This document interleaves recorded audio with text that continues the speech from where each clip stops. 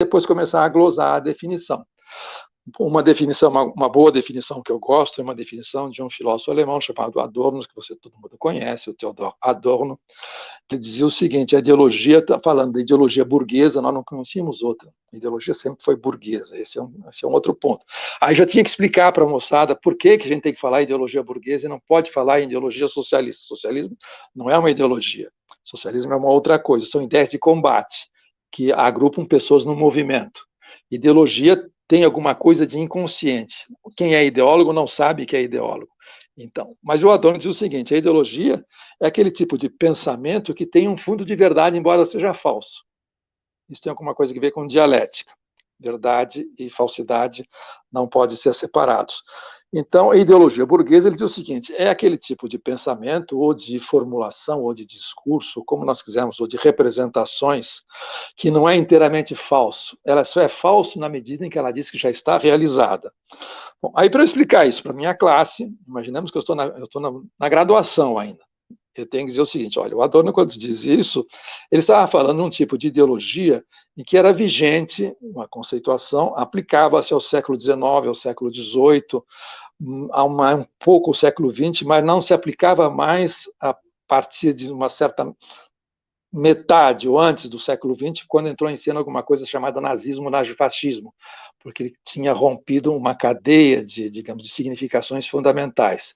Quando ele definia a ideologia burguesa dessa maneira, nem tudo é falso na ideologia burguesa, há um fundo de verdade, ele estava pressupondo o seguinte: os socialistas no século XIX, no início do século XX, eles diziam que o socialismo nada mais era do que a realização daquilo que a ideologia liberal burguesa prometia, mas não entregava, como liberdade, igualdade, fraternidade, solidariedade e assim por diante.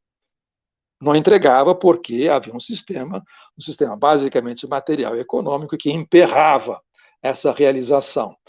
E isso sendo recalcado, ficava, por assim dizer, inconsciente. O socialismo nada mais era do que a explicitação disso e confrontar aquela ideologia com a realidade.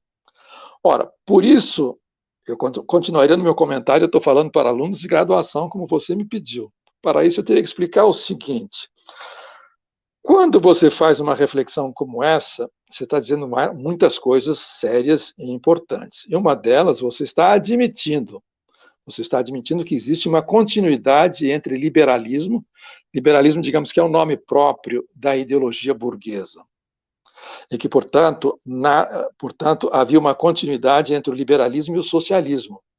Tanto é que, nesse momento, no século XIX e início do século XX, os socialistas eram considerados, por quê? Como eram considerados extremistas.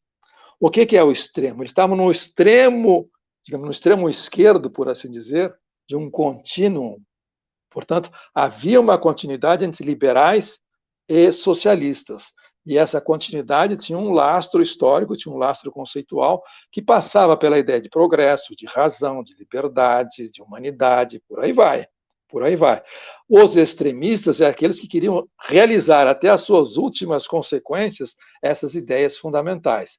De modo que havia uma continuidade entre liberalismo e socialismo, que foi rompida quando a extrema-direita entrou em campo. Os nazistas, o nazifascismo entrou em campo, diz o seguinte: essas grandes palavras que enchem os peitos do discurso, estufam o peito, liberais e socialistas, quando fazem os seus respectivos discursos, elas não dizem absolutamente nada.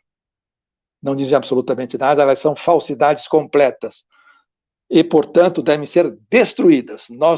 A humanidade só será redimida no momento em que nós rompermos com essa tradição, digamos, iluminista, que vem lá dos iluministas do século XIX, do século XVIII, antes da Revolução Francesa, passa pela radicalização da Revolução Francesa e chega até o socialismo. Vamos acabar com esse universo. E, portanto, a ideologia burguesa se referia a isso. O segundo pressuposto da ideologia burguesa, que era justamente o seu calcanhar de Aquiles, e que os nazistas foram lá e jogaram aquela flechinha envenenada que matou Aquiles, era o seguinte: é que a ideologia burguesa, ela já trazia nela mesma aquele fundo de verdade que ela tinha, que ficava amortecido, silenciado, abafado, escamoteado por relações de poder, que eram relações reais, vinha à tona, era o metro que devia julgá-la, era o critério para julgá-la.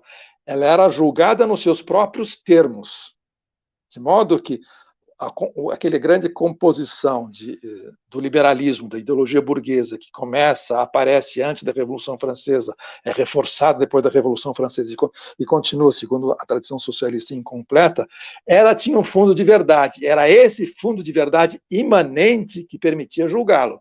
Eu julgava a liberdade incompleta, a igualdade desfigurada, mutilada, em nome da ideia de liberdade e igualdade, que eram ideias, digamos, reguladoras com fundo material que aparece na filosofia iluminista do século XVIII, no Kant, por exemplo. De modo que havia uma espécie de progresso interno que estava cifrado nas ideias. Eu estava confiando no seguinte: o socialismo, a ideia de emancipação, realização de liberdade, já estava implícito ali, adormecido.